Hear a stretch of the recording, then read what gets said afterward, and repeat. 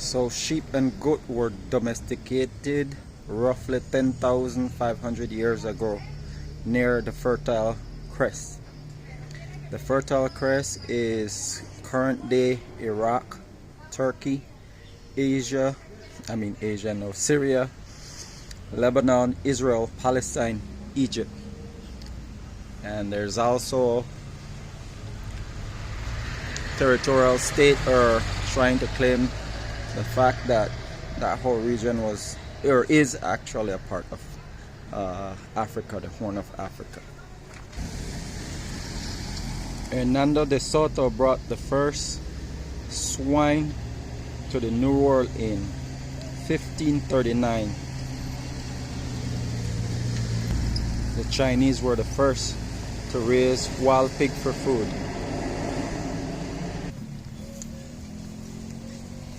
So there's archaeological evidence to indicate that pigs/swines were domesticated twice. Once in China, Mekong Valley, then again in Anatolia, in modern day Turkey, between the Black Mediterranean and Aegean Sea. The first place to domesticate cattle started roughly around 9th century millennia, or not 9th century but 9th millennium BC. Southwest Asia domesticated the first cattle. Then they were introduced to Europe by the Neolithic transition. So potatoes were brought to us in southern Peru and northwestern Bolivia between 8,000 to 5,000 BC. Yams, cocoa, cassava are considered ground provision. Now they have scientific name, but I didn't go into all that. The reason why they're called ground position because the eye has to be placed under the ground or in soil, and then the fruit bears or the plant bears fruit underneath the ground. So cassava is a product that could be found in South America. It was domesticated roughly 10,000 years ago.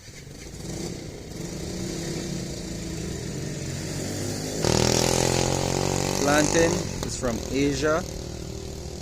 There's two types, horn and French plantains.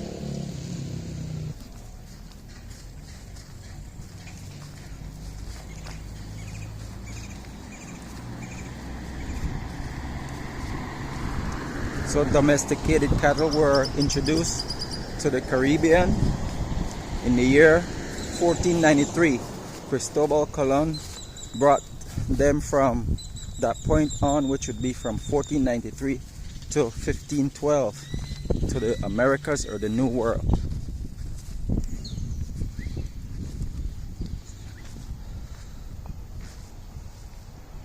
Chicken were domesticated around 8,000 years ago in Southeastern Asia, then again in China and India, roughly 2,000 to 3,000 years later. So Asia would be about roughly 8,000, China then 6, then India after that.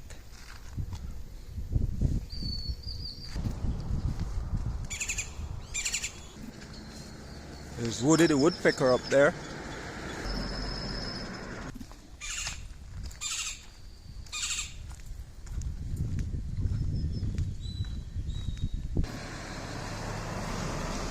So today avocados are widely used product globally. You can use the avocado for consumption, for example guacamole, put in burgers, soups. You can extract the oil, use it for cooking. The leaves are also herbs. You can use it as a tea, individual tea, or you can combine it with avocado, mango, soursop, and lime leaf. And it would be advised when you use them, use the baby leaves. Wash them clean. Well, wash them well. You can also use the fever grass in there as well. The cacao herb, the cacao has become a major economic factor. It gives us chocolate, which I'd say 80 to 90% of the planet consumes that. The cacao is a highly sensitive plant too. It does not do well with chemicals, so it needs a healthy environment to sustain a life. Cassava is slowly starting to merge as a global product due to the fact that now we can use it as a flour, but then also a xanthanum, a thing called xanthanum comes from it that you use in pizza crust. Chilies don't need to be explained a whole lot because that's a global phenom. I'd say 100% of the planet, maybe 95 consume chili, or 90%. And just from the swine product, when the Chinese use salt to cure the stomach of the pig, or the belly fat, to make bacon. From there, we got pork chops, we got ham. That looks like a mango tree as well. Iguanas, also known as bamboo chicken.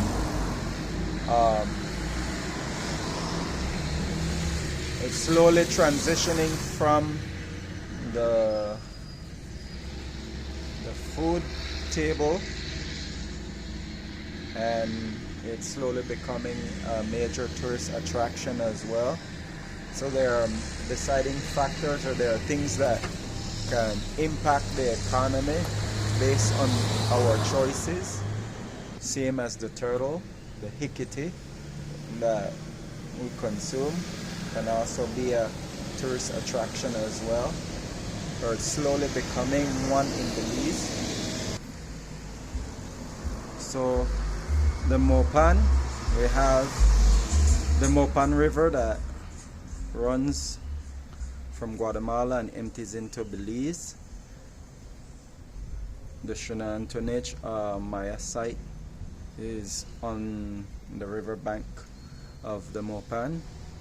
There are several resorts that use the Mopan River. Belmopan is the word Mopan is from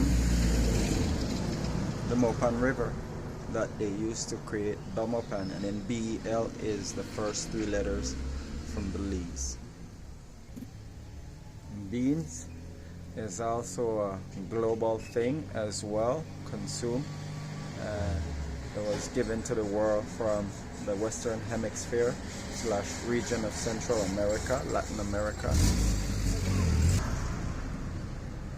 As man become more dominant and dangerous,